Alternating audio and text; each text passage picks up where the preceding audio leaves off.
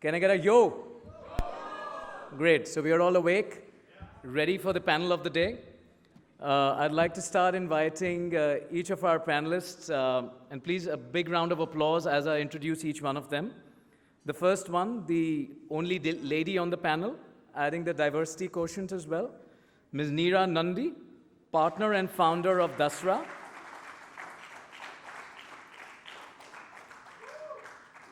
Neera has led the launch of Dasra Social Impact Leadership Program with Harvard Business School, a first of its kind executive education program for different sector leaders in India. She has supported the analysis of over 22 Dasra sector reports in the education, health, and livelihood space. And she's been instrumental in enabling the funding of over $40 million for over 100 social enterprises across the country. She works with key organizations such as Educate Girls, Sneha, Sarathi, and Angan to refine their strategies and accelerate their growth by 20 to 30 multiples. She's also played a pivotal role with the US Aid, Piramal Foundation, and Kiaba Trust. She's also formed the Dasra Girls Alliance that focuses on reproductive, maternal, newborn child healthcare, and adolescent girls empowerment in India. She holds a master's in business administration from the Harvard Business School. Welcome her. Thanks.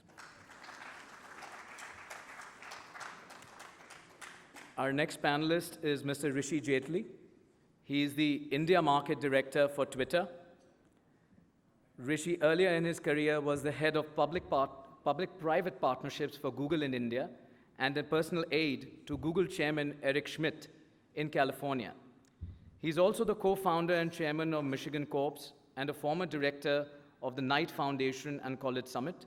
He's a graduate of Princeton University and is a former member of Princeton Board of Trustees, where he's also a winner of the class medal. Welcome, Rishi.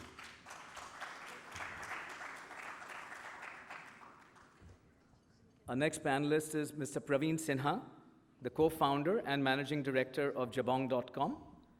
Praveen has played a fundamental role in establishing Jabong.com in just a span of 3 years as a major brand in the online e-commerce space. He's an accomplished management consultant and executive with various experiences ranging from industry leaders like McKinsey, Microsoft, and Maruti Udyog Limited to diverse small businesses and startups. He's a successful turnaround specialist. He's an alumnus of the reputed Delhi College of Engineering and IIM Calcutta. Besides Jabong.com, he has previously supported and worked with startups like Akibo and Aquabrim in the US. Welcome, Praveen.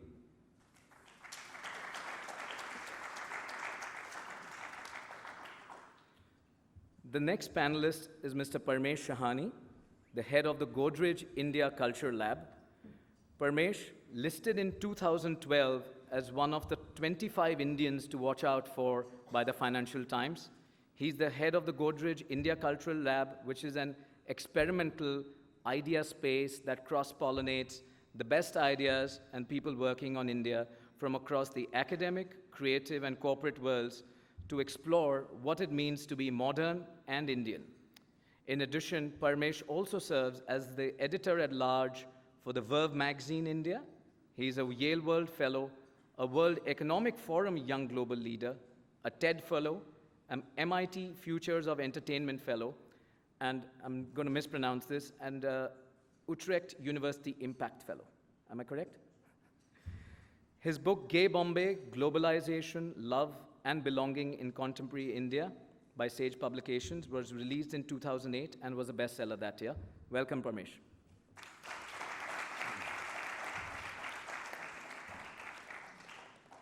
Our final panelist in this session is Mr. Atul Tiwari, who's the Chief Operating Officer of Quikr.com. At Quikr, Atul leads content operations, HR, finance, and infrastructure. He has over 17 years of operating experience prior to Quikr. He was the CEO India for Helix Advisors, which was then acquired by BlackRock Investments, and he was the MD COO for BlackRock India, where he played a key role in scaling the growth of the Indian operations from 100 to 700 people in a span of 2 years.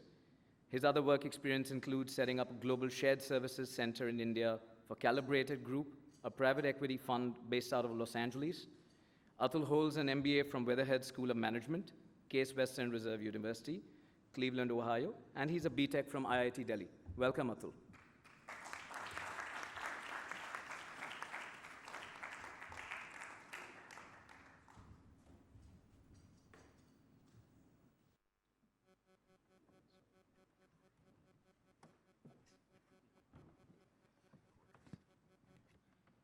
So, not just figuratively speaking, but literally I had to squeeze my way through this panel, right? We got a really rocking panel here this afternoon.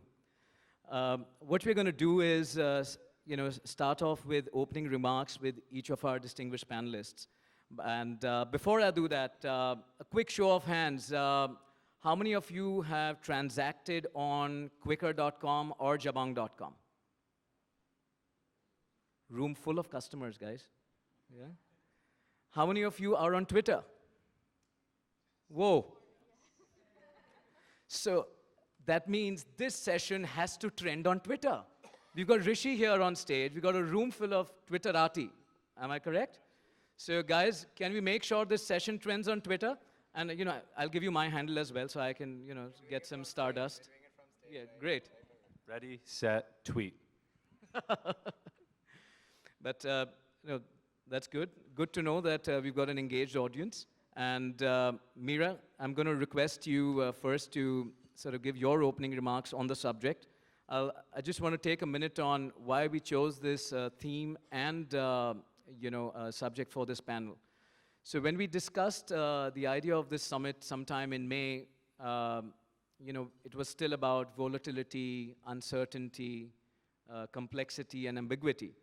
And we said, we'll do a summit which will be about young India in a VUCA environment, which is, a much used, hackneyed, cliched acronym for volatile, uncertain, complex, and ambiguous. And once we finalized the dates for the summit and the elections were held and the election results were out, we had a new government, the stock market was booming, inflation, as we learned, is down, the current account deficit is down. I think everyone in the room, I'm sure, is far more, optimistic and, looking forward to the Achhe Din that we've all been promised. So then we quickly changed the theme and we said, it's not about VUCA anymore. It's about, great aspirations. It's about the future that beholds us as young Indians and the future that the young Indians can create, not just for ourselves, but for the country that we live in. And that's the context, and this is a personal privilege to be sitting amongst such distinguished speakers who are luminaries in their own fields, whether it is culture or social entrepreneurship or e-commerce or social media. And all of them are young, all of them are Indians, all of them are achievers. We couldn't have had a better panel to delve on this subject of young India poised to fly. On that note, Neera, over to you. Great. Thank you, Kumar. And it's a real privilege to be here. I know you guys have had a really long day, and then to hear sort of 5 of us might be the last thing you're looking forward to. So if you can just hang in there, the tech guys are after me, so I'm sure they'll be really exciting, and Parmesh is pretty exciting too. So Kumar said that we had about 6 to 8 minutes, so I'm going to only take 4 minutes. We were to talk about our personal journeys, a little bit around our organization, and then sort of what we anticipate the role of youth to be. So just in terms of my own background, I have an accent because I'm Canadian, so I apologize for that. I was born and raised in Canada. My parents immigrated, both went to IIT Kharagpur. My mother was the first electrical engineer, and I was to study nothing else but math or science or be an engineer. I wanted to study liberal arts. I thought it was way cooler, but nope. So I studied math. I was going to be an actuary. I don't know if you know what an actuary is. It's not a very glamorous profession, but it was the only one that came up with in the math category. And then I realized there's this thing called business, which seemed a whole lot easier. You didn't have to study. You put your hand up in class. It's 60% of your grade. So I graduated in 1997, which at that time was a really hot market. I thought there was something special about myself, got offers from a bunch of investment banks on Wall Street, and I ended up picking Morgan Stanley. mainly because it had an India office, and I was quite passionate about wanting to come to India at that point in '97. I was in the mergers and acquisitions team, and pretty much most of my life I've lived as a quota girl, they called me. Woman, minority, studied math, investment banking. I am every quota pretty much in the US. So it was a very, very privileged and lucky life that honestly I've lived. After Morgan Stanley, I went to Harvard Business School. Yes, it is the best business school in the whole world. But what it actually gave me was a tremendous amount of self-confidence and a whole lot of motivation. And it really convinced me that if you pursue something that you're passionate about in your life, you will live the kind of life that you want to live. And so after having made what I thought was a lot of money in banking, I thought, could I use my skills and my banking experience and create something that would just help the world be a better place for those who were not as privileged as myself? And basically started Dasra. Dasra is a Sanskrit word. It means enlightened giving. And basically, you know, given my own legacy and experience, we've created Dasra as sort of an investment bank of sorts, although it's not exactly similar. We take a little bit of percentage to be able to run ourselves, but we run it as a nonprofit. But we've basically situated ourselves between philanthropy, high net worth individuals and funders, as well as nonprofits, and realizing that NGOs and social businesses, as we call them, really needs help around the management side, around capacity building. And so we influence wealth, and then we try and build organizations. And the big challenge for us is how do we build nonprofits in India that have both scale and impact? Just because the country has such tremendously gigantic problems, that if you can have organizations that can address these at scale, then potentially that would really help. And so Dasra over the years has really looked towards channeling funds. We've really over the years leveraged the tremendous amount of wealth in the country that has come. We realized that it's a responsibility to build Indians and Indian giving, and so we launched the Dasra Philanthropy Forum, which is a place where a bunch of funders come and we talk to them about strategic giving. And so for us, it's a research-led process. So similar to investment banking who have equity research, we actually do research on different themes. So I encourage you, if you are bored and you can get onto the internet, go to dasra.org. I'm trying to be techie.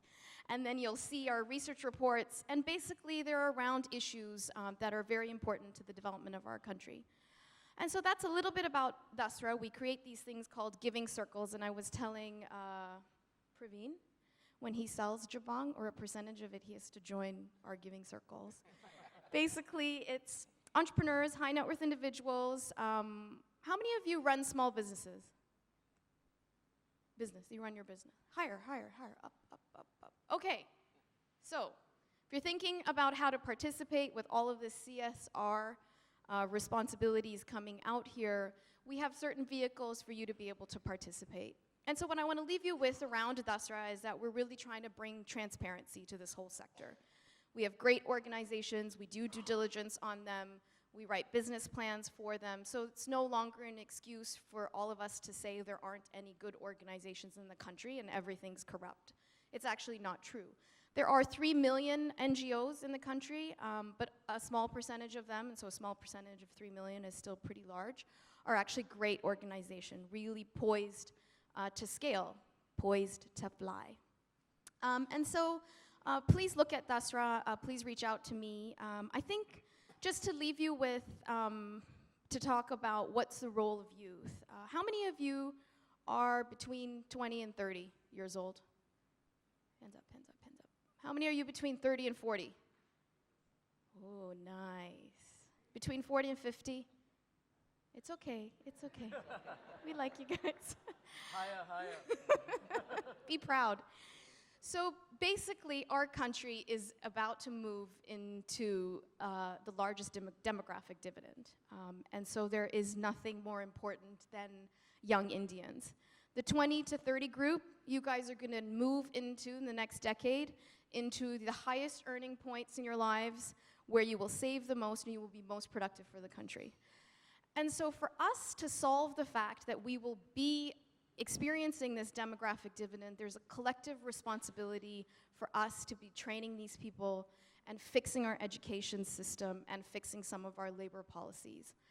And so I wanted to leave you with the fact that as much as you are individually responsible, as your companies are responsible, and as a country, this is a pretty big responsibility we have, not just to India.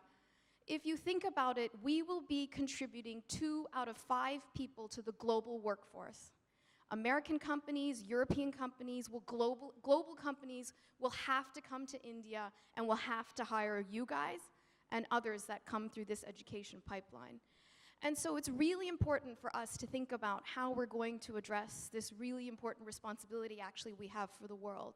I think YI will start to play more of a role in developing this. You'll see hopefully that this room is multiplied by 10 times in the coming years. And so I wanted to leave you with that. I wanted to also leave you with how many women are here? I can see you. I see you guys. Put your hands up. Women. How many of you are working outside of the home? You will be surprised to hear that 70% of women that graduate from IIM Ahmedabad do not stay in the formal workforce. We have got to create an environment that supports women. It is going to take us to the next level in terms of our own economic growth. Addressing this whole issue will add 4% to our GDP.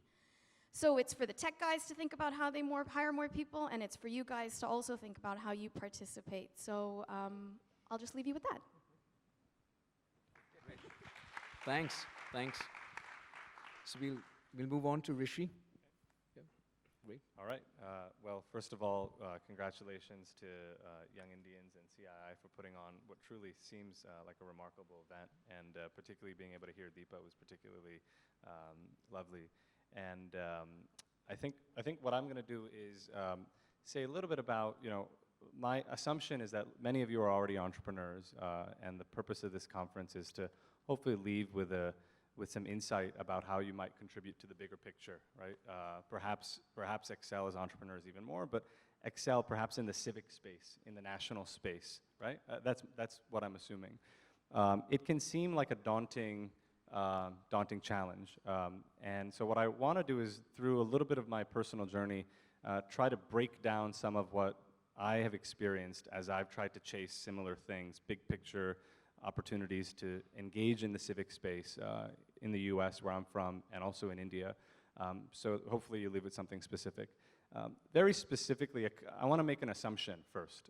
We typically tend to go to conferences like these or just in our own minds, assume that we've got to get there, and we embody perhaps none of the behaviors that there represents, right? So if you think about being a full citizen or a civic entrepreneur or a change agent in the world, you tend to think that that's, as we say in the US, going from 0 to 60 miles an hour, you've got to get to 60, right? And you're at 0 right now. But the assumption I'd like to make is that I think, what if we assume that all of you, everybody today, actually is a vibrant, active civic change agent in India today? All of you are actually doing a lot to take India and help India realize its dream. Because when you do that, what you begin to understand is that getting there isn't so much about speaking on a panel one day, but it's actually about modeling very specific behaviors throughout your career that evolve over time. Here are a few of those, and what I'll talk about today is one behavior type is projects. Projects in your professional life that I think suggest an orientation to being a change agent. The second thing, and where a lot of us kind of work in technology, has to do with participating in the web, right? As digital India rises more and more, just by show of hands, how many of you have registered a website before, a domain name? A lot of people in this room. One of the things that, maybe you guys joke about this all the time, is one of my hobbies is to just have an idea, register a website name, right? A lot of friends and I joke about this sort of thing, but doing that, I think, also is embodying change agent behavior, because ultimately the web will play an increasingly important role in our lives. And then making really, really courageous decisions, of course. So I'm a pretty unlikely entrepreneur or kind of leader in this space as well. Both my parents are physicians from India, and I thought for a long time I was going to be a physician. My brother's in the audience; he knows that. And something happened to me actually in college, and then actually here in India. In college, I kind of began to, I was studying history, and I began to kind of I started a bunch of projects with other students to try to make my school a better place. That was the first time I felt like, at a very small scale, I was engaging in the macro, engaging in the bigger picture, not engaging in my own desire to drive revenue or whatever it was. And then actually in India, years ago when I was in India during the prior election, India's prior election, I started a YouTube channel. It's called India Voices. You can still see it, youtube.com/India Voices. And what I did was I would just roam around India. I was working for Google at the time, and I would interview people with my little, not a phone, with an actual camera then, and ask people, you know, in Hindi or in English, what their perspective was on, let's say, the McCain-Obama election or terrorism in India. And average people, I would just come across people on the streets. For me, that was the first moment in my life where I felt entrepreneurial, where I felt like a change agent. No one was watching. Maybe today you'll set a record for the number of people who visited that YouTube channel. But it felt like a big moment for me personally in my own growth. Years later, after leaving Google, leaving Google itself was a quite big decision. People say you only leave Google once. But I was wrestling with many things, including business school, and I actually said no to business school to start a nonprofit in Detroit, a nonprofit called Michigan Core that gives young people the chance to use the internet to make donations and things to change agents. And then coming here to Twitter, you know, one of the things I really love about Twitter is that I think it gives everyone in its product, it really does embody for everyone an opportunity to have a co-equal voice. You know, at Twitter, we think of Twitter as the world's town square, right? Where everyone is co-equal, all voices matter. You come to listen, you come to connect, and you come to express. And I think if there's any product that embodies anyone's ability, you know, there's an account Twitter account here in India called @BloodDonorsIN. Many of you might be aware of it, where it's just an anonymous man who I happened to meet, I was lucky enough to meet, who tweets out, urgent blood needed in this Indian city, please call this number. And it's retweeted, these tweets are shared over and over again across India, and within 10 minutes they say, thank you, we've now received the blood. In my mind, there's no organization, he hasn't incorporated anything, there's no trust, he doesn't even have a website. The website is twitter.com/BloodDonorsIN. But in my mind, it's never been easier. It's never been easier to be a part of the big picture, to change and model behaviors from your mobile phone. And it's time we as a country, I think, hold up those seemingly small examples as having gotten there. You know, I think we tend to think of someone who's done something quite astounding in the traditional sense. But what I'm here to talk about today is the small things, is the little things. But because without embodying those behaviors that I think those little things are about, we'll all never get to truly be citizens with a capital C. So thank you for having me here, and looking forward to the question and answer session, and I can share more about Twitter. Thank you. Thanks, Rishi. Praveen, you're up. Thanks, Kumar. So I'll briefly walk you through my journey, specifically touching Jabong, because that's what is known by many of us. To start, I started my career with Maruti, and there I realized what I wanted to do. So I graduated in 2001, and at that time, sitting for CAT and doing MBA was the in thing, not entrepreneurship. Today, entrepreneurship is the in thing, and school considered cool. So, but there is a journey and there is a challenge, which I'll share, but it's an amazing experience. And the reflection was that the kind of value you can create and the opportunity that India has is, I don't know when it will come back again. However, the current generation is in a position, both from opportunity perspective and from infrastructure perspective, to leverage the maximum. And the good part is that when I interact at similar forums, I have seen many such young entrepreneurs coming and taking that risk. So earlier, I would have rarely seen college dropouts or someone not deciding career or joining a big MNC, but rather following his or her heart to start his own venture. So while doing my MBA, I used my education loan and scholarship to start my first venture, and that's where I got introduced to entrepreneurship. The first venture was Aquabrim, and it was into water automation. So not as glamorous as fashion, but definitely it was solving one part of the country's water issues. And I very much relate to the Young Indians tagline, "We can, we will." So why I relate to it is because I meet a lot of individuals who are passionate, but they are not able to follow their passion or dream, and there is always some constraints which are real. But my response to generally, and that's the team also I have created, is there will always be challenges. There might be million, and they are all valid. You can empathize, you can sympathize, but if you really want to do it, you'll find a way to do it. And hence, if you are very sure what you want to do, start thinking in terms of how do you resolve or create a backup for the issues that is not allowing you to follow your dream. So to come back on my Jabong's journey, I was working with McKinsey while working on my other startup on weekends. And the second belief was that if you really love doing something, you'll find time. So McKinsey was a stretch job in terms of number of hours you put in, you get ready for it. But since you are passionate about working with a small team and creating value out of it, even on weekends I would be able to contribute, and I really enjoyed. And that's why I decided that let me do it full time. And hence the idea of Jabong, where fashion availability across India was not there. In a way, I look at it in terms of democratizing fashion in India. So bigger brands are still available only in fewer cities. Many more, there are more than 500 towns, cities, etc. in India. But most of the organized brands and retail you will not find in more than 50 cities.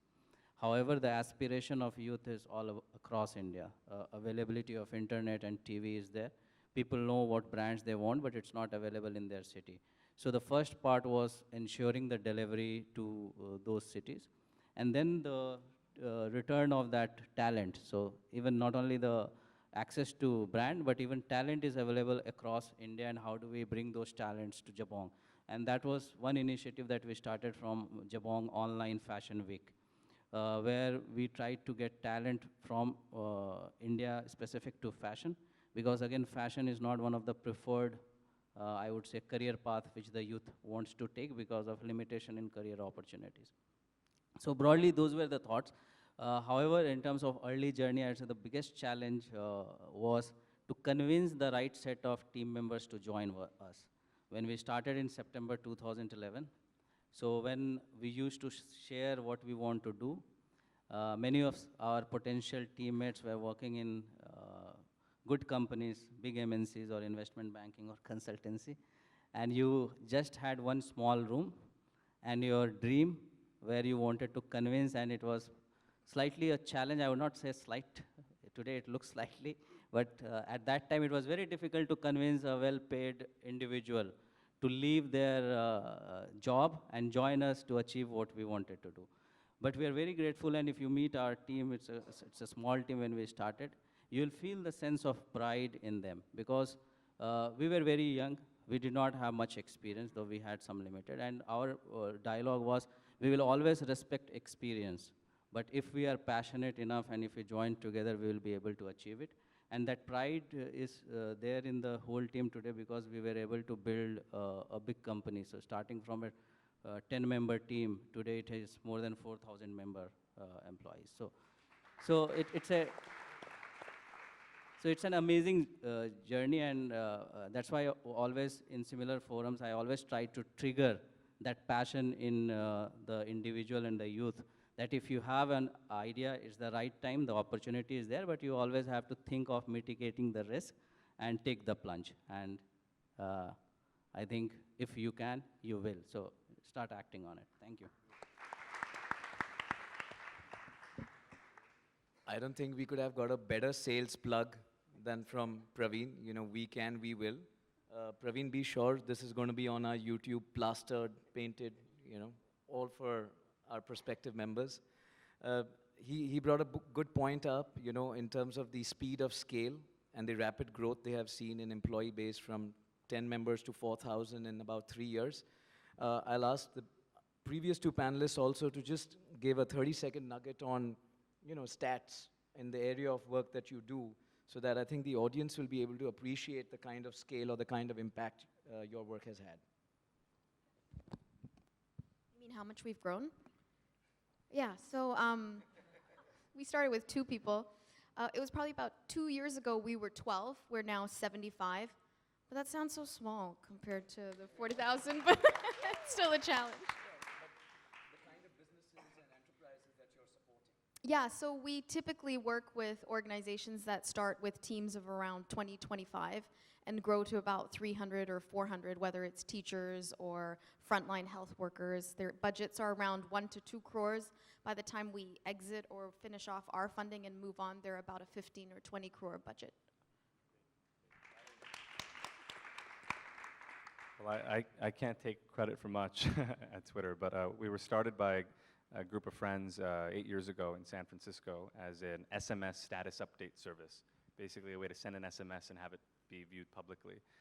We are now a few thousand people around the world. There are now more than 1 billion tweets sent every two days on Twitter.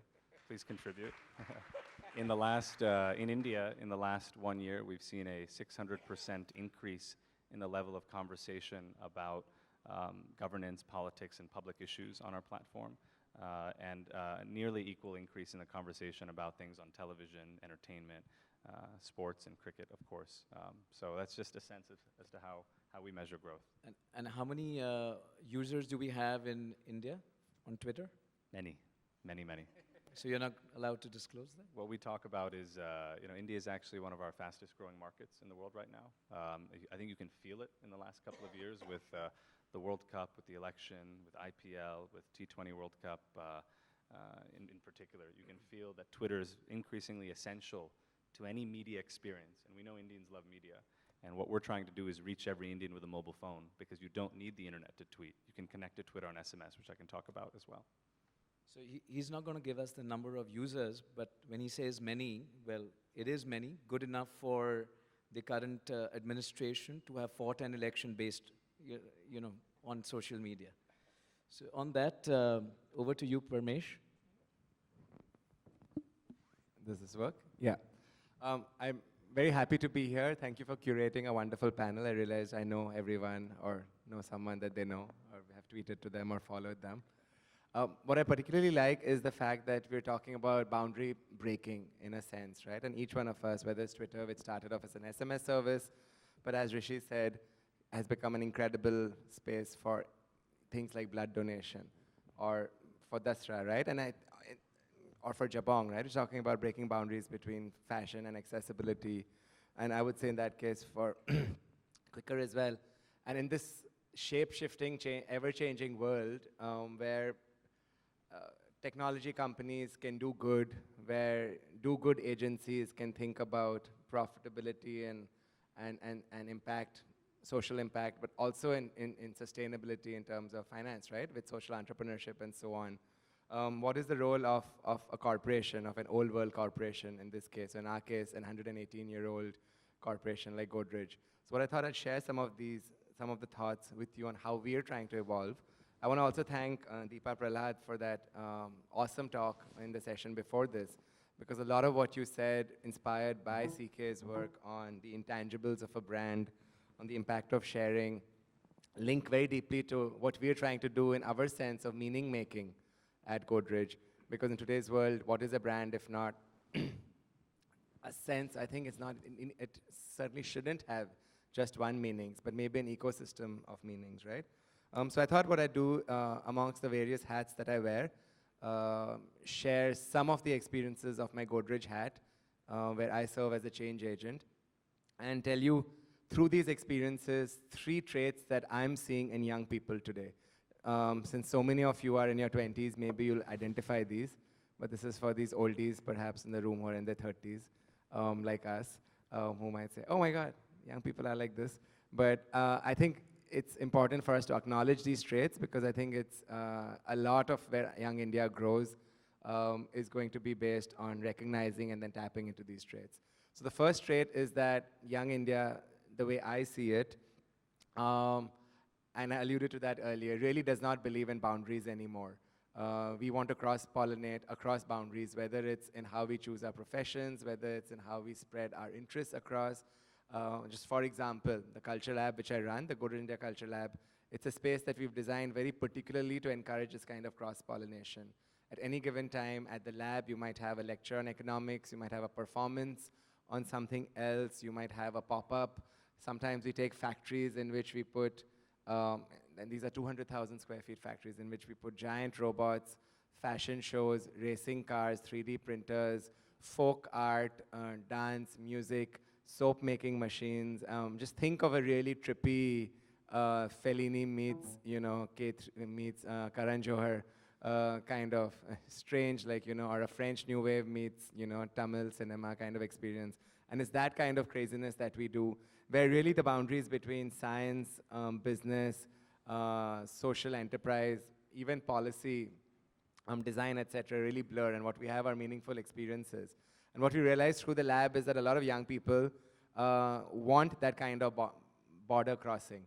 And it's something that we've tried to make Godrej as well. It's, we're inspired by the idea of the Antevasan, who in earlier terms would be like a hermit who lives on the border, not totally in the jungle, but not totally in the city as well. And what does it mean to be a border crossing person who has, say, 1 foot here and 1 foot there? And for us as a company like Godrej as well, that's it, right? When you're a really old company, where everyone around you is 8 years old and like 2 years old or 3 years old, when you're 118 years old or 119 years old, you really have to think about, where you're from. Of course, your legacy is very important. But then, as you said earlier, Deepa, you can't just stick on to it. You really have to realize that what value are you adding the world and where do you want to be as well. So one of the things that we're thinking about, based on this recognition of young people wanting to be border crossers, is how can we create an open company that enables this kind of border crossing? There's open source software and now even open source hardware. How can we create an open source company? How can we create an open source knowledge company? And so what we're doing with the Culture Lab is one experiment at trying to do this, and it's very exciting. You can learn more about it online or just talk to me later, right? The second trait that we've identified and that we believe that really exemplifies what young Indians are is that those of you who went to B school or even otherwise might have heard of this chap called Maslow, and he did this theory of hierarchical needs, which I think is complete bullshit in today's world, because who says that you have to fulfill your basic needs of roti, kapra, makan, or food, clothing, shelter first, and then you move on to this pyramid-like space of self-actualization, which comes eventually. What we've realized at Godrej, and I think if you just open your eyes and look around, you'll realize that young people are not stupid. Young people, anyway, in Bombay, where can you get makan? Roti, kapra, you can try. Kapra with jabong, you can get maybe affordable these days. But makan, especially if you're buying Godrej properties, makan, it's very, when you're young, it's very difficult. By the time makan comes, you become quite old. And I think what young people realize now is that let's wait for these basic things, but let's self-actualize much earlier. And a lot of young people are really looking for meaning-making earlier in their lives. Which is why it's so good to see so many of you here, right? Because what matters to me, how can I add value in the world? How can I make the world a better place? What skills do I have that can contribute best towards, me being the best person I can be and adding value to the world in the best way possible? I think these things young people are thinking of now in their teens, and it's some things that maybe older generations thought about in their 40s or 50s. And so to tap this particular trait, we started something called Godrej Loud, which stands for Live Out Your Dreams, where it's an interesting thing.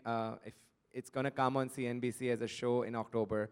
Essentially, we go from campus to campus asking young people, tell us the one thing that matters the most to you. Tell us something that you always wanted to do when you were young, but you never did.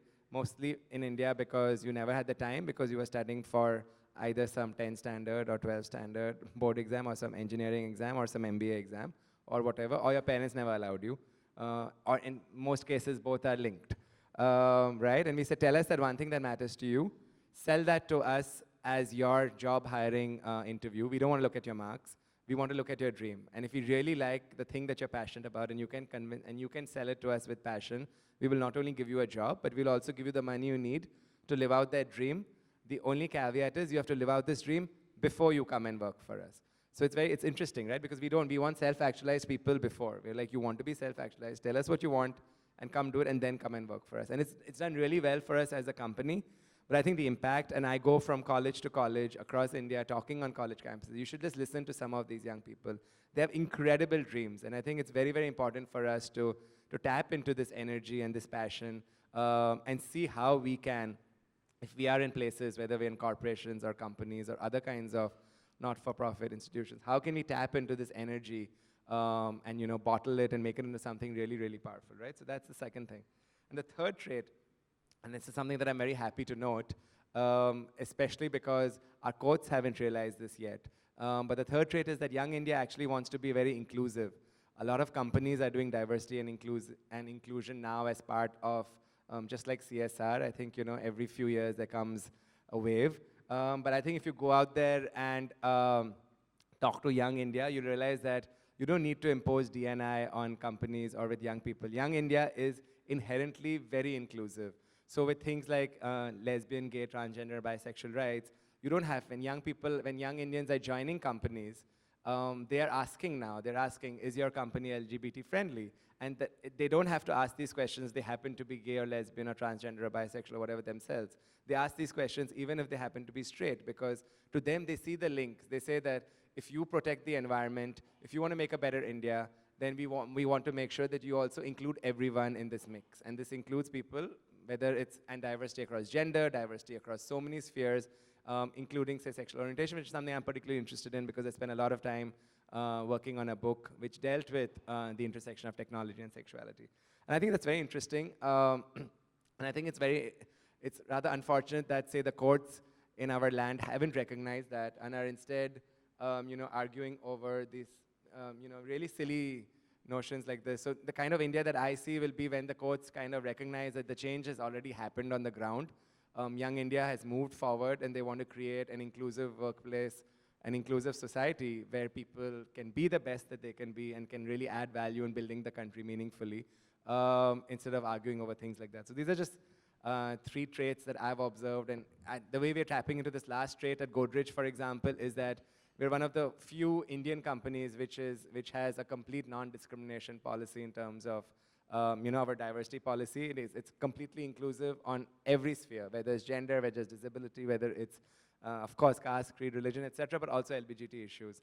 And, there are other companies that are doing this. And in this, I think that, the corporate world can, play a very important role in this by actually recognizing this trait in Young India and talking about it.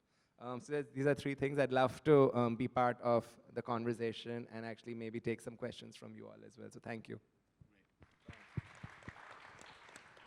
Thanks, Parmesh. Over to you, Atul.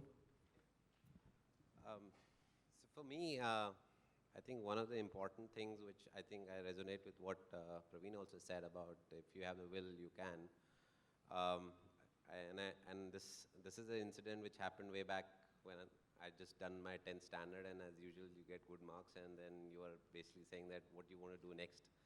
And typically, the thing, at least in our time, used to be like get into IIT. That's the thing that you want to do. And when you're thinking about that, your parents or your neighbors, everybody will start saying, okay, you should change your school because this is not a good school, and not many people have actually gone into IIT. So. I still remember this discussion with my dad very clearly. It was early in the morning, and it was the last day to actually fill an application for another school. And I go down, and the thing is very clear in my mind. Like he was actually we had a small garden. He was actually working in the garden, and he knew why I had come to talk to him, because he knew that I didn't want to change the school. So.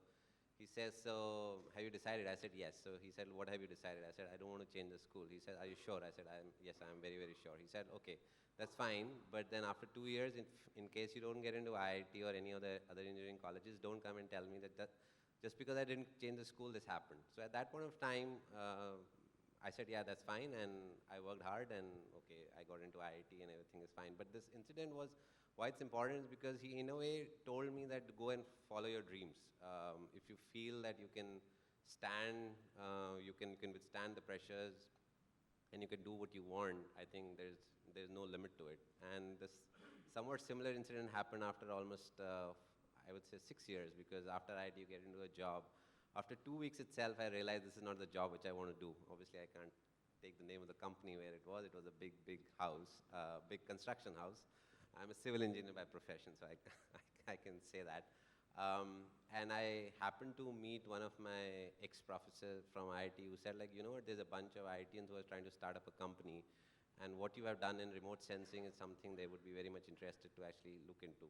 And I go and talk to them, and I say, like, I didn't know what is R of remote sensing, to be very honest, at that point of time. But they said, like, why don't you come and join us?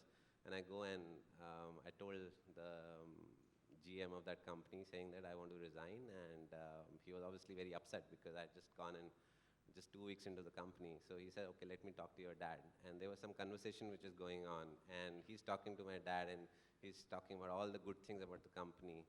And then there was a moment of silence for about a minute. I'm sure something which my dad said to him, and finally put the phone down. He said, you can leave. So I come home and I asked my dad, okay, what did you tell him? Because he was speaking a lot, and he was obviously very rude to me that why you want to leave. So my father told him, said, like, he told this gentleman that he's my son, I'm not worried what he's trying to do, so why are you getting worried about what he wants to do? So that was actually the second incident which happened, and then obviously I joined that company. I was the 11th employee when I joined. Within 2.5 years, the company grew to about 250. And at that point of time, I decided that, like a typical thing you want to do an MBA, I went to the US. I was working there. And after about 7 years in the US, I realized that maybe this is not what I want to do. And I bumped into a group of private equity investors who said, like, you know what, we are looking for an individual who wants to go back to India and want to set up a company for us. And this is, I'm talking about 2004, which is, at that point in time, it was not a big trend to actually move back to India. And all my friends started saying, are you crazy? You're going to stop your green card? You don't want to become a US citizen? And I said, like, maybe this is what I want to do. I come back, first employee of the company. We don't have any facility. We just take a small thing, I sit and start recruiting people, which is, again, and go back to the same thing what Praveen also said, that how I would be extremely honest with them and saying that this is what we want to do. And we started recruiting, and within 3.5 years, we were about 500 employee company. One of our anchor clients bought us out, and we exited with a little bit of a change at that point of time. And then another risk which I took after that time, obviously I took some time off, just enjoyed, and then there was an opportunity to join a financial company in India, which was into commercial mortgage-backed securities. This is 2008. If you remember, everything was going down at that point of time. And these guys said that, would you be interested to head our India unit? As usual, same set of friends, are you crazy? This is not the time to actually go there. I said, but you know what, there is a reason. If you take the risk, and if something, look, right now, everything is at the bottom. It's going to turn around. And if you do some of these things right, it will happen. And ultimately, the numbers were not there for the financial market because somewhere some people had become greedy and they were not actually projecting the right numbers. And so I said, I signed on the dotted line. I come on board. We started working. BlackRock was one of our clients. They really liked our work. And boom, we got acquired by BlackRock. And suddenly, I was part of a big investment house giant with almost like just maybe 2 years of experience in investment industry. And next thing you know that you're pretty much hobnobbing with some of the big wigs as far as the financial industry is concerned. Great journey, but after some point of time you realize that are you really creating value? Which is actually a question which started actually bothering me a lot. That are you a guy who is there in one of the big companies who comes there and switches on the light and switches on the light kind of a thing? And that's when I started thinking about it, and then I bumped into Pranay, who is our founder, CEO. Also a very good friend of mine. We go all the way back to IIT, actually. Same hostel, same year. He and I had been thinking about something for a long time. He said, like, would you be interested? I said, is there a role for me? And he said, no, there is no role for you. I said, then how can I work at Quicker?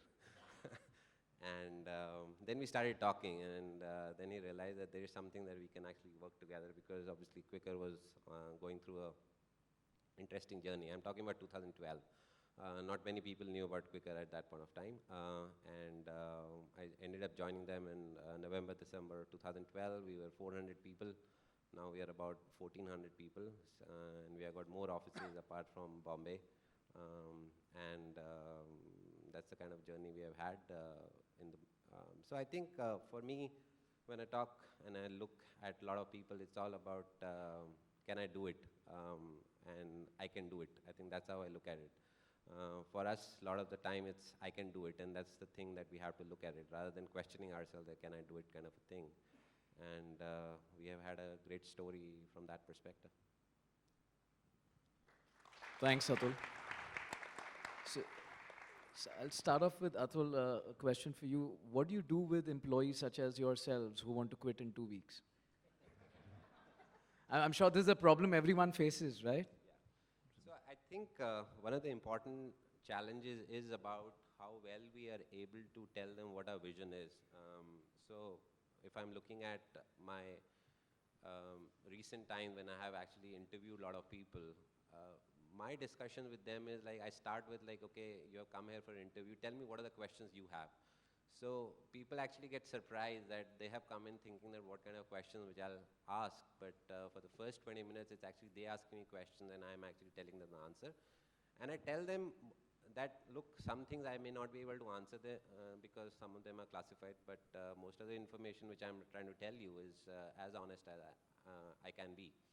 And I think that helps me understand that they would be interested in joining us and that we get a good set of people. So at Quicker, I think if I'm looking at our core team, the leadership team or the people in the product analytics, we have had very few people who have actually left us.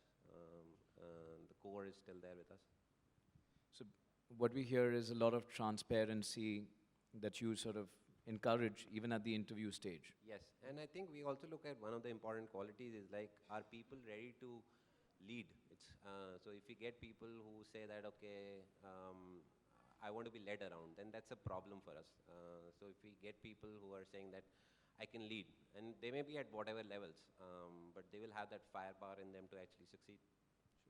So, you know, you're in a very competitive space, right? I mean, online classifieds, we've seen a huge upsurge on the number of competitors in that space. And then, of course, there was a funding rush. Some of you all got a lot of money, some didn't.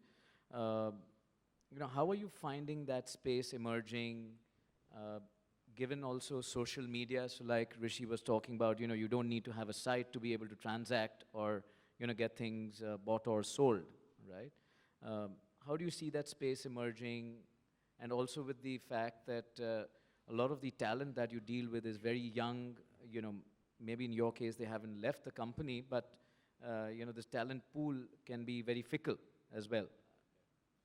So for us, I think we have to also understand the Indian dynamics, like internet penetration is low in India. So we have been also very careful about how we want to do the thing. So we started with just give you an example about the Quicker thing itself. We started with a desktop site and the mobile app.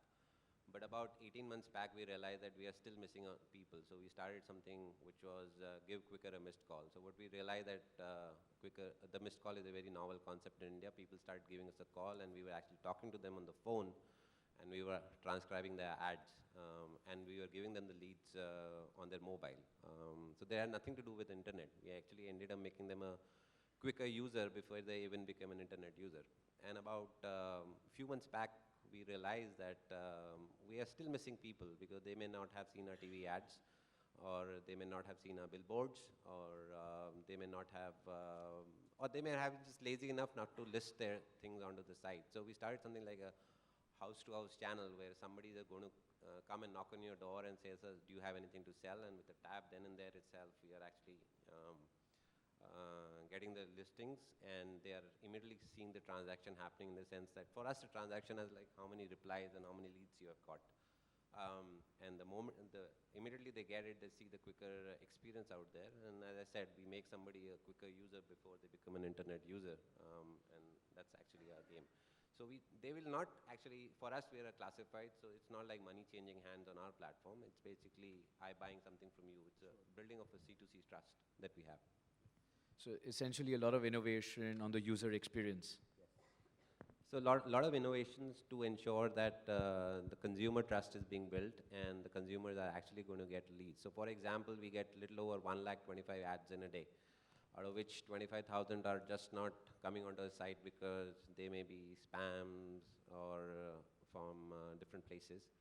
Then we ourselves start deleting close to about 25,000 ourselves because they may be duplicates, etc. So just about 75 to 80 are what's going onto the site. So that's the kind of volume that we have. And there's a team which is constantly looking at it, and for them, it's their, can they vouch their life to ensure that the listing what they have is perfect or not? Wow, wow. Parmesh, you spoke about the leapfrogging, if you will, of the youth in their aspirations. So, not from just roti, kapda, makan to, self-actualization, but self-actualization on day one, maybe. And the very construct, I think, of your cultural lab also is to talk about modern India and its culture. Given the diversity, not just in this room, but in the country, what really is the culture of India, right? I'm sure all of us, or at least all marketeers of consumer products and services, want to understand what is the culture of India, and can we be modern and yet be Indian? All of us come from, I'm sure, backgrounds where we've been taught a certain way of life by our parents, and now we go out into the world, whether in our careers or schools, colleges, whatever it is, and we meet people from different backgrounds with a different kind of schooling, if you will, and that affects us. So, two questions to you. What is the culture of India? And can we be modern and yet be Indian? And I'm supposed to do this in one tweet. No.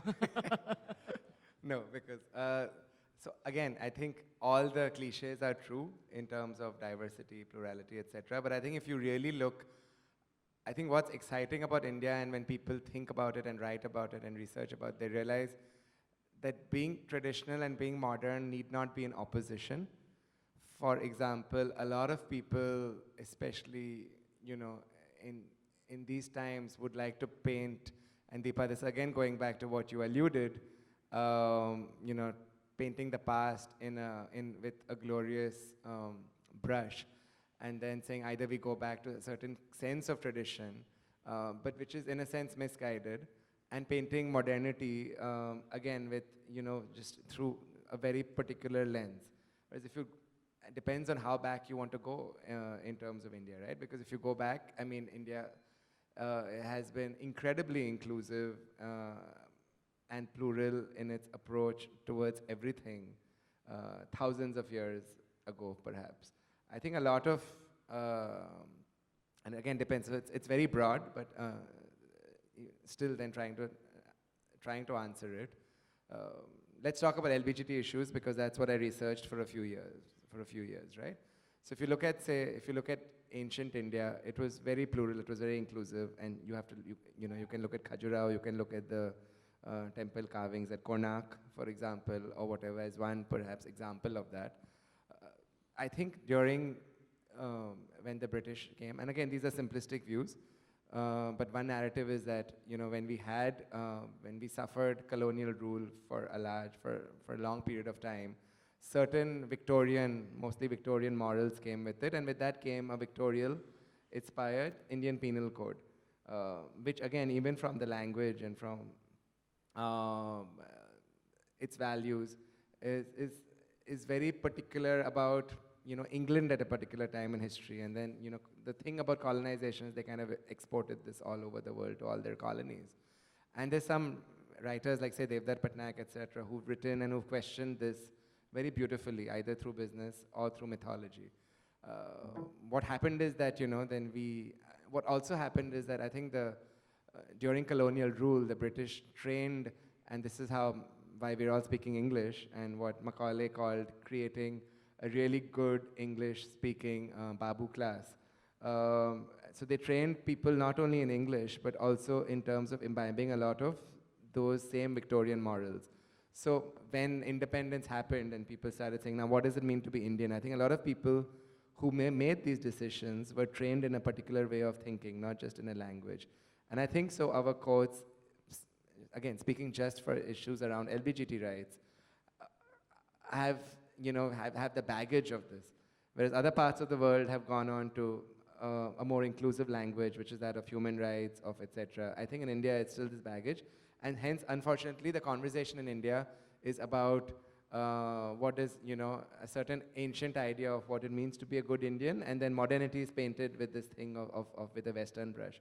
But if you look back, ancient India was very tolerant, inclusive, open, accepting, perhaps more accepting than the West today. And so I think the question is, what does it mean to be modern? You can't answer. It means to be everything, and it's opposite as well. But I think, and Amartya Sen has spoken about this as well when he spoke about the argumentative Indian. And I think the idea of what it means to be Indian very broadly is to be able to assimilate and accommodate a multiplicity of views. I think what it means to be an Indian is to be argumentative. And what it means to be argumentative is to realize that there are other possibilities besides your own. And if you can accept that there are multiple viewpoints, and let's argue about it, I think then we're on the right track. So I don't know if that answers your question, but Absolutely. Thanks so much. Thanks so much. Praveen, over to you. You mentioned that, it was a tough decision, whilst having a high-profile job, with a good pay packet, and then you still took the plunge. What was that time like? I mean, what went through your mind when you said, I'm living the Indian dream, right? I've been to a great engineering college, grade B school. I'm working in one of the most coveted corporate brands worldwide, McKinsey. Let me just toss it all up, right? What was that period like? So I think it's an individual style, but I'll try to share how I thought about it. Absolutely. So broadly, I generally try to combine your gut or instinct with your intellectual mind. The way I feel is both your mind and heart are integral part of your system. It's not they are in conflict. Your mind always tries to protect you, and whenever you are thinking or you are acting on your passion, your intelligence tells you these are the risks. So that's how I view on life.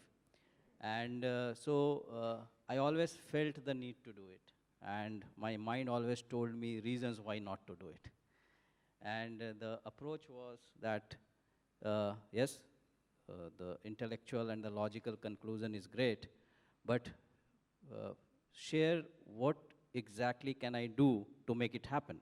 So I have to force my intelligence to say, I'm going to do it. Now you, instead of asking me not to do it, tell me how it can be done. And then you try and start acting on the answers, which your mind initially was just trying to protect by saying, don't do it. It moves to how to do it. So broadly, that's how it was. And definitely there is a calculated risk, but that's how you get rewarded. So every time you want to take a step jump, it can be a step fall as well. But the step has a height, and whether you go up or down, you have to take that to move ahead. So that's the conclusion. And more than me, I think because I had spent time to convince myself, but the bigger issue was to convince people to join me, because it was not their dream, and then able to convince about the passion. And that's where I think the clarity which I had why I want to do it I was able to bring them on board. And initially, the whole core team, I had a strong success rate of 100%. Whoever I wanted to get on board, they actually joined me. So you're like the gunslinger. You aim and shoot and you kill. No, some of them took time, like 2 to 3 months, but yes, yeah, they finally joined. And now today, Jabong has a good brand name, so now that's not a problem anymore.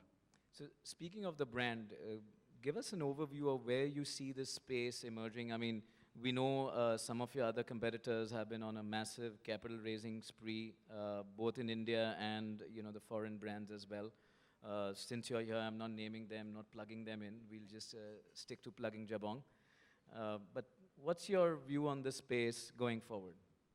See, I think Atul also mentioned that in India, though the e-commerce has evolved, it's still at a very early stage, given the fact that the internet penetration is really, really poor. And hence, the first part is that the growth trajectory is more than 200 to 300% for many of such businesses, including us. which gives huge traction from and interest from investors. And you'll see the emotions going up and down. So 2 years back, 3 years back, people wanted to invest in e-commerce. 1.5 years back, everyone started stepping out. Then again, they are coming back. So broadly, if you see, e-commerce has created a lot of value in other parts of the world. US, now China, there are a series of companies which are coming. And that has given a lot of confidence in the existing investors who have an exposure to the global world. If you see in population, we are almost there to China. But in terms of internet commerce, we are not. Our total revenue or GMV in e-commerce in India would be roughly 5 billion, which happens in less than half a day in China. So that's the kind of value difference that is there. Does not mean that we won't reach. So there are two bottlenecks, the way I look at it is, one is the internet penetration, and second is the device to use internet. Broadly, it was used on laptop and desktop, which had a price point of more than 20,000. But with the penetration of smartphones at 5,000 rupees and internet enabled, I think that will get broken. Product prices of most of the e-commerce companies are at a range where bottom of the pyramid is also served, so below 500 rupees shoe. So they are competing with unorganized retail with assurance of quality and assurance of at-home delivery with 30-day return policy. So it can change the game, provided everyone starts using those e-commerce, starts trusting them. So the initial phase of trust building, I think not one company, all of us has played a role, and they have developed the infrastructure. Definitely some of the companies will need $1 billion to become profitable, but not all. And if required, there are enough investors. So after one, there will be an announcement of 2 and then 3. But broadly, there are enough investors' interest. And there are, if you see in India, a lot of other conglomerates have not even entered e-commerce, but they have also started talking about that we will need to enter e-commerce. Broadly, the way I look at it, 5 to 10 years, offline retail or offline commerce cannot ignore. So today it is 1%, but it will become in at least double digit in coming years. So you're, please. I just wanted to add a comment about Jabong because I really find it very interesting. It's not just what he said about, what Praveen said about democratizing fashion. He's doing it in so many other ways. So if you go to Lakme Fashion Week, where I spend a lot of my time when I'm in India, the Jabong stage is really democratizing fashion by bringing in different kinds of fashion talent. For example, those who don't, perform on the main Lakme or showcase their stuff on the main Lakme stage. And even in fashion media, they've started something called Juice right now, which I'm a big fan of. And so the fashion media in India is also, it's kind of ivory tower in a sense because it's publications and so on. But what Jabong has done, and a lot of them have essentially high-end brands which advertise in their magazines, and so those products are featured. But what Jabong has done with Juice is really taken street fashion and really wearable fashion and showcased it in its pages as well as online. And it's really shifting the needle on how people, someone who is wearing a 500 rupee shoe but wants to feel fashionable, even in terms of how they articulate it. So I think it's very exciting. So it doesn't mean that, and that's what's exciting. Jabong today has started as an e-commerce company. There's nothing saying that 5 years later, it couldn't become a media producer, because if Juice takes off and all these other experiments take off, there's no reason why the model couldn't change. So it could be a magazine supported by a website or so on. I mean, and that's what's exciting about this space, right? So, Great. Thanks. More plugs for you. And going by his smile now, and when I was interacting with him in the speakers lounge, I think when he said there's going to be another third investment announcement or whatever, I think we know where it's coming from. On that note, as Meera's company Dasra, demonstrates, when you give to such initiatives, you can actually have a huge impact. So when you do make that, announcement, Vaya is a good platform to be the recipient of some of those funds. We'll talk a little more about the projects which we do. Yeah. Over to. So yeah, we are always open for Old Godrej economy as well, companies like please. Godrej give a lot. That's right. I think it's time for the new economy ones to step up. Just saying hashtag. So, Rishi, you're sitting in an interesting company, in an interesting time, in an interesting geography. We are probably the fastest growing market for Twitter. You said 600% in the last 1 year. conversations about public issues, yeah. Right. So, what do you think the young of India, the youth of India, can do with social media? I mean, we've seen it play a role in dialogue, in maybe policing the media, if you will, about governance, corruption, etc. But do you think that's all? Or do you think you will see many more startups leveraging your platform to do phenomenal things? I mean, where do you see this going? Well, what's clear to me after a couple of years in India with Twitter is a tweet can change the country. A tweet can create incredible value for an enterprise. And by tweet, I mean public expression, right? What really is a tweet? We're the only platform in the world where you can express yourself on a public domain immediately in a large community of more than 250 million monthly logged in users worldwide. When I took this job, I started doing research about Twitter in India. When did Twitter really pick up in India? The first time a lot of Indians tell me they first heard of Twitter, and a lot of Americans tell me as well, was during the 26/11 attacks, where you can still go to Twitter and see people tweeting saying, I'm trapped in Kolaba at this theater. A couple of years later, during the protests in Delhi at the end of 2012, you can still find tweets from Mr. Kejriwal saying, meet at India Gate at 5 p.m. There was a young woman who was detained illegally, she says, by the police. She tweeted from the police van, said, I have been illegally detained, please retweet and help me. And so guys like Vishal and Shekhar here in Bollywood and people around the country retweeted that tweet. She shows up at the police station and she's released immediately. You know, you have incredible business innovation on the platform as well. There are banks using Twitter to actually transact over direct message. You know, I was just in Bangalore, and there's a Twitter account there that auto tweets the progress of the Bangalore metro. Right? It's just a Twitter account that all it does is public broadcasts how this particular development project is going.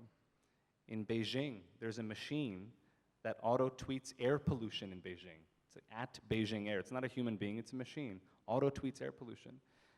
So what we're seeing in India, you know, if I had to generalize, is young people using Twitter to keep up with the news, first and foremost. Just keep up with the news, but not the news that matters to the country, the news that matters to you, be it in photography or history or entrepreneurship, what have you. Using Twitter to keep up with sports. We know we're passionate about sports and young people in particular, of course, cricket. Using Twitter to keep up with public figures they admire, including entrepreneurs like we have on stage today. I certainly do. But then using Twitter at a very local level, you know, traffic. You know, there's NGOs using Twitter. One of the things we've done as a company the last couple of years, you know, our goal is to reach every single Indian. You can now make a missed call, as you were saying, you can call a Twitter account. So we've set this up with many people from MTV India. MTV India during the election campaign was running a hashtag, Rock the Vote. You can actually dial the hashtag and receive their tweets back via SMS. There was a phone number connected to it. Every single tweet is essentially an SMS, right? And so I think the opportunities are limitless for how this platform can be used to not only connect and connect to information, but to organize, to change, to create value. You know, we've been delighted at the ways young people are using the service. Wow, wow. So a lot of possibilities, you know, basically a whole new wave of opportunities. I mean, the thing about Twitter, perhaps more than any other platform, is it's an invention with so many different use cases. You know, while there are a few that are more popular, few use cases that are more popular than others, you know, we see too many use cases. There's an NGO in Karnataka that connected their Twitter account to a water utility, a water pump. And now, instead of villagers waiting for 3 hours for their water, a tweet is sent when the water leaves. And that tweet is received via SMS, Pani aa raha hai, and then they go. So you can think of Twitter as a social media website in the corner. Twitter is not social media. Twitter is mobile communication. It's mobile information, on top of which you can do so much. So I think our challenge today, given that one tweet can create value, one tweet can change the country, is to not just embrace Twitter, but to embrace the idea of public public engagement and public citizenship. And it's so amazing. I'm heartened every day at how many young people are using the platform. We hear amazing stories all the time. I can't say them all right now. And if our illustrious moderator will allow, I am aggressively monitoring the hashtag #YIConclave, I think is what it is, and maybe we can sneak in an answer to a question from Twitter as well. So. Great. Thanks so much. Coming to you, Neera, you spoke about your journey into social entrepreneurship and how you're helping other social entrepreneurs through Dasra. Just taking on the context of what Parmesh was also discussing about the aspirations of the youth today. On one hand, we all want, the job, the car, the flat, the house, whatever it is. And on the other hand, there's also this dying need for self-actualization, right here, right now. How do you see these two, I would say, possibly dichotomous needs? And, where do you see the youth then playing a role in social entrepreneurship? Because clearly the problems of the country are far too many for, a handful of corporations to solve, and it's going to come from, grassroots entrepreneurs. So where do you see that coming? So I don't think I think everyone's motivated by different things.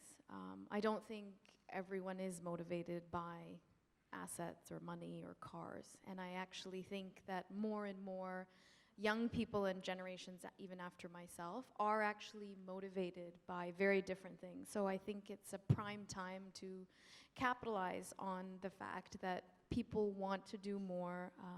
And I think the challenge for us, is, as in the social sector, it is a lot around the resources. And so you have to be motivated by more than just money. So everybody that comes to Dasra, for example, all of us could be making umpteen times more. And so it's really important for you as you move into sort of social entrepreneurship to think about why is it that you're there and what keeps you passionate about that. And I think some of the conversation that's sort of coming back and forth around talent, there was a survey that the Harvard Business School did about what is it that motivates people in an organization. And the number one thing actually is not money, it's who they work for. So you must be really motivating, Praveen.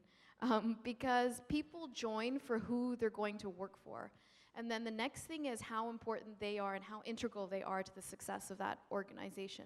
So I think as you embark, whether it's social entrepreneurship, nonprofit, or for-profit, I think being able to engage other people in the movement of sorts of whatever you're trying, has a lot to do with leadership. And I think as a country, we probably need to work on issues around leadership. How do we build that? How do we give people a voice? Because we seem to respect authority way too much, whether it's cultural, what it might be.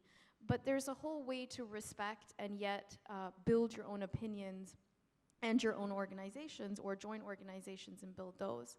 I know that doesn't entirely answer your question, but I know everyone's dying to ask questions, so we can hand it over. Great, thanks. So I'll open the floor to a few questions because we run out of time. But before I do that, just one last question to all the panelists, a common one finally, and we need a very quick response. When you started out in your respective careers or journeys, if you had access to a world-class organization like ours, CIIYI, what difference would it have made to you? What was the difference that we could have made to you? How would your journey have been different if you had a young Indian organization when you started out in your respective journeys? Just a quick response. I certainly would have gotten to India sooner, I guess. Great. So reverse migration, that's one. You would have gotten more people, you're saying? Yeah, we'd have access to people who probably want to change the world. Great. And we got plenty of those. This entire room is filled with people who want to change the world, right? There's this one guy who keeps talking about going to the Mars, so. I think the first problem, building the team, I would have built the team within this network. Wow, right. Now, there I am kicking myself. Why didn't we meet you then? You know, we'd all be holding ESOPs in Jabong.com. I think in my case, I came to business from the humanities, and for a long time, trained in the humanities and then worked on media at MIT or whatever. The view of business was very much that it's very profit-centered. It's only now that I realized that you can use business and corporations to really impact the world and do social good. So I think if I'd encountered Sarah earlier, this realization would have come earlier, and being part of a community and then working together to shift the needle would have happened earlier. But I'm glad we've encountered it now. We're still young. Thanks. Atul? For me also it's going to be people because we would have met more like-minded people quicker, let me say. A big round of applause for all of them. And now the floor is open to questions. But since we're running out of time, may I request, please, very brief questions, no comments. We can always request them to, have a cup of coffee with some of you guys. This question is for Parmesh. Parmesh, you're a very interesting trendsetter in the landscape of India today. And you said that India today, the average Indian or the young Indian has to live an argumentative, aggressive kind of lifestyle where they have to deal with so many challenges in the social scape. How do you see the young Indian of today defining this decade or the first 20 years of this decade, of this century? And how does that connect with the global trend? Like there's the 50s that are known for their style globally, but that didn't really come to India as much. The 60s, the 70s, the 80s, the 90s, the millennials. And now India is just kind of getting into itself. It's understanding what it means to be individualistic. So how is that going to reflect with your your knowledge, if you can just elaborate on that? Sure. I think India is the best global laboratory to actually fuse the past and the present together to make a very meaningful future. And if you look at everything, if you look at fashion, we have the best ideas coming out of, say, the tech schools, but we also have a living handicrafts industry. We have the most number of handicrafts, which are living traditions being practiced in craft clusters across the world.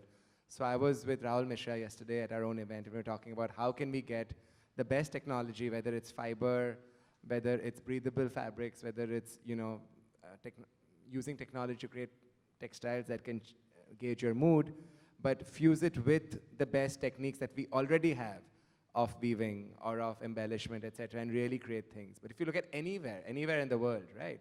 I mean, anywhere across India, you just have to look at any discipline, and you can use India. And we are lucky that we have an incredibly rich heritage. We have some very exciting innovation happening, whether across Jugaad, which some people don't like, or across non-Jugaad spaces, the more GE kind of process-driven, and whatever it is, we have it happening on the ground. So I think and even in social attitudes, I mean, my hope is that a lot of the world actually now is becoming fundamentalist and dogmatic in thinking that there's only one way to do things and there's only one king is right. I think what we have in India as a surviving tradition is that of saying there are multiple ways of doing everything, multiple ways of doing right. So I hope that young India continues this tradition of argumentativeness, because argumentativeness is what will lead to innovation and meaningful solutions. Thanks. Next. Anybody? Great. No tweets? So, thanks everyone for a great audience and great panelists. I've had a fantastic time. I'm sure the audience has had as well. A big round of applause for each one of them. Starting on my right, Neera Nandi, Rishi Jaitley. Are we Bollywood enough? Praveen Sinha, rocking Parmesh Shahani, Atul Tiwari. Thank you. Thanks, everyone.